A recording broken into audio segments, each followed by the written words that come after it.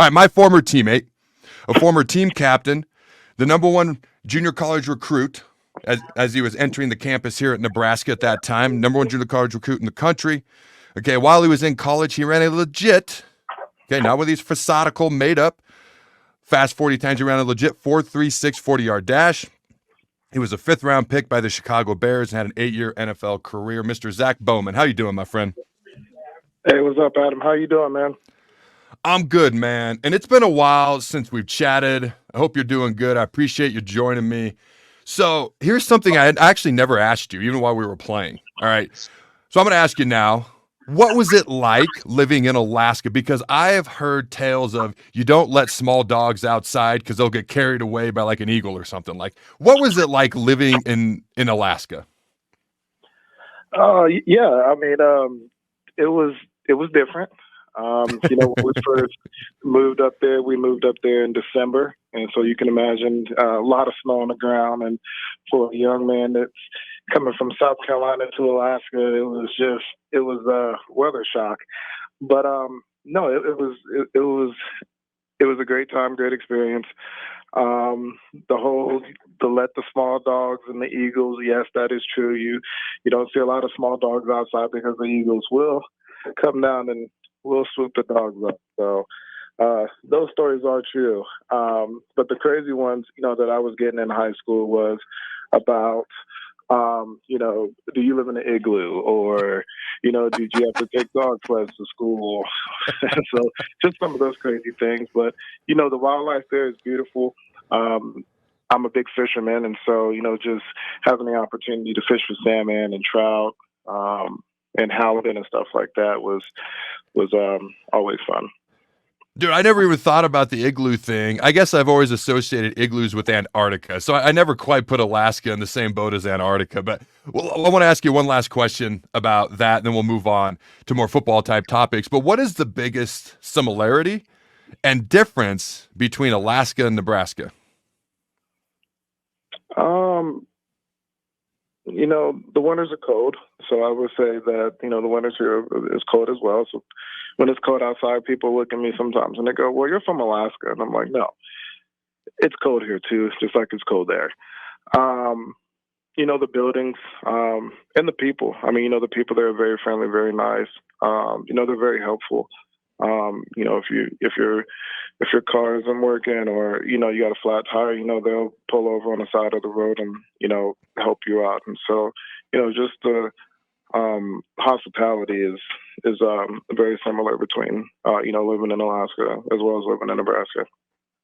Now, Bill Bush was a special teams coach. He was the safeties coach during your time at Nebraska. Obviously, you played in the secondary. What was it like having Coach Bush as one of the guys who coached you during your time with the Huskers? It was good. I mean, me and Coach Bush go back. He calls me Subsea. That's my guy. The one thing I can say about Coach Bush is that he's a very consistent guy. When I was in junior college, every morning he would call me. He'll call me right before formations. Right before I had to get up for formation, and he would just call, check up on me, and say, "Hey, are you awake? Are you ready to go today? Um, do good on your tests. Make sure you get your assignments turned in." And it wasn't like it was, every other day or once a week. I mean, he did it every day. So, very thankful and appreciative of that, because he didn't have to do that, but he did. So, it just goes to show how much he cared. So you, like I mentioned when I brought you on, you were a very highly recruited guy coming out of junior college. So talk to me about what it's like dealing with the pressure, expectations, whatever word you want to use, of being a highly recruited player. It's about choosing the right school. A lot of times, people, they want to choose a school that they have a lot of championships, or they have cool gear, or they have cool facilities. Um, and that was all fine and dandy, but at the same time, Nebraska really cared about my success in the classroom. So, that's why I chose it, because when I came on my visit, they said, not only will you be a part of this great football program, all the legends, all the all the accolades that we have here, but at the same time, you have an opportunity. If you come here, you do your schoolwork, you have an opportunity to get your college degree. No other school talked about that. They just talked about coming in, playing football. But when I was being recruited to Nebraska, it was always, hey, you come in, you're a student athlete first, get your degree. Athletics will take care of itself later, and it did. Now, I don't know if you ever played in a 3-3-5 defense. Obviously, that's what Nebraska runs here. But I've asked defensive linemen, I've asked linebackers. I don't think I've ever asked a DB or a safety or a secondary type player, what's different for them, or what would have been different for you had you played in a 3-3-5 defense versus like a 4-3 or a 3-4. I would say the difference. I mean, the 3-3-5 is it gives you the ability to do more, to have more disguises. You don't know where the blitz is coming from. You can show that you're coming from the left, and then really be coming from the right. And it gives you the ability to get a ton of speed on the field. And, you got to match it with the offense's, weapons. And so, being able to be exotic and creative on the defensive side to give the quarterback a different look, a different picture, as well as, be able to compete with these receivers. I mean, offenses are different from when we were playing. And, you kind of got the I formation, we've seen some shotgun, but now, I mean, you got the RPOs, you got, the bubble game, the screen game, and then, it's different now. So, I believe in the 3-3-5. It took me a while too, but to be able, once I got a better understanding for it and saw the creativity of it, I think it's a great defense, man. I mean, Iowa State, they had success with it. TCU's had success with it. So, I think it's good and as well as different. It's funny. I've actually noticed over the past year, maybe year and a half, season and a half, more NFL teams are starting to sneak it in here and there and starting to do it a little bit more often than I've ever seen them do it. It used to just kind of be maybe a speed nickel or a speed dime package, and they do it on third downs when it was obvious passing, but they're starting to sneak it in more and more on various different types of offensive downs. Now, last year, Nebraska was 40th in the country in pass yards allowed per game, giving up 211 pass yards per game a season ago. What did you see from our secondary last year? I saw them compete. I saw those guys out there, and for a long time, play with a ton of swag, and you need that, right? Because not every play is going to go your way, but to be able to be confident, I thought the techniques were good. But as a former, secondary guy, you don't want to see us give up the big play, and that seemed to catch us off guard a little bit last year. But for the most part, I thought our secondary did a good job. I mean, in today's offense, to give up 200 yards passing, I mean it's a win. I mean, this is an offensive game now, and the teams that you're playing against, the spread offenses and stuff like that. I mean, you remember when we played Texas Tech, man? I mean, it's just an air fest. And so, to be able to give up 200 yards, 210 or 211, I'll take that as a win. It's funny you mentioned Texas Tech because that's when Mike Leach was there. And it's the only time I've ever seen this. We took a week out of training camp to prepare for their offense as opposed to running our defense or whatever the case may be. We took a week out of training, or fall camp as we call it in college, out of fall camp to prepare for Texas Tech, who we did not play for like 2 months. I've never done that in any other team anywhere. So that was obviously, it speaks highly to the challenge that our coaches saw that was coming down the road when we played them later in the season. Now, the Black Shirts have a majority of their contributors coming back in the secondary for this upcoming season. I'm curious, how good do you think they can be in that secondary this fall? I think they got an opportunity to be great. But again, how is that DB room? How's that culture? Are those guys getting along? Are those guys communicating when they're on the football field?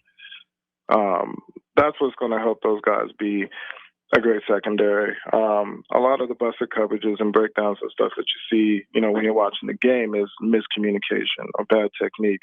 But if that's a tight knit room, and those guys are, eating together, watching film together, communicating, talking on the football field, they're going to be really good. I coach at Midland University over there with Jamrock, and that's something that we're trying to get our guys to buy into. It's like, hey, when you're back here, communicate, talk to one another, talk splits, talk alignment, talk formations, because all that stuff's just going to help you play that much faster. Is there a game that maybe you remember the most or sticks out to you the most from your time at Nebraska? Yes, there is a game. Which one? And it was the Texas Tech game in Lincoln. Mm. It was I remember that game. It was not the ending that we wanted, but just from the aspect of the year before, I think they hung like 77 points on us.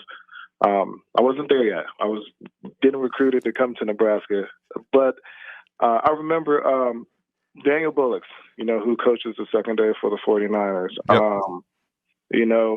Yep. Texas Tech jumped out on us quick. I think it was like 21-0. And I remember it was like, man, this is what Texas. Everything I've heard about Texas Tech is legit. And I remember Daniel, got the secondary to the bench, and I'm like, man, I've never given up 21 points in like 5 minutes. And he was like, listen, this ends right here, right now. They're not going to score another point. And his expression, emotions, and passion. Everybody bought in right then, right there. And if you remember, we went out there. They didn't score another point until the fourth quarter. And so, yeah, that game sticks out to me a lot, just for the simple fact of just where we were at, what happened, and then Daniel being the leader that he is was like, hey, listen, like, we're gonna put an end to this right here, and everybody bought in. For those who don't know, Daniel's a great leader, but he's not an incredibly vocal guy. So for him to do something like that speaks to how passionate he was in that moment. It was 70 points the previous season, and I love that you pointed out that you weren't there the previous year. I unfortunately was, and I remember that dark night way too well. But here's the thing. That was actually the year that I was referencing where we took a year out of fall camp to get ready for Tech, and they did. They jumped up on us quick, and then we shut them down till the fourth quarter. The only thing I'm going to say about how that game ended is if a D lineman gets the ball and he tries to run, I can't blame him. We don't get the ball. Give us the ball more, and maybe when we get a pick, we won't try to run. That's all I'm going to say about that. I got to defend my guy. If people know what I'm talking about, more power to you. If you don't go look it up. All right, last question I got for you. All right, you were a teammate of mine. Okay, we crossed over for, I think, 2 years. All right, so you can have fun with this question. All right, do you have a memory of me? Did you ever think in a million years I'd have my own show? Did you even think I knew how to speak? Because I never spoke back then. Like, answer that however you want. Have fun with that question. Man, you know what? I think our first encounter was you were staying with Andy Catavy. Yep, he was my roommate. Yep, and me and Dontre Moore had just got to.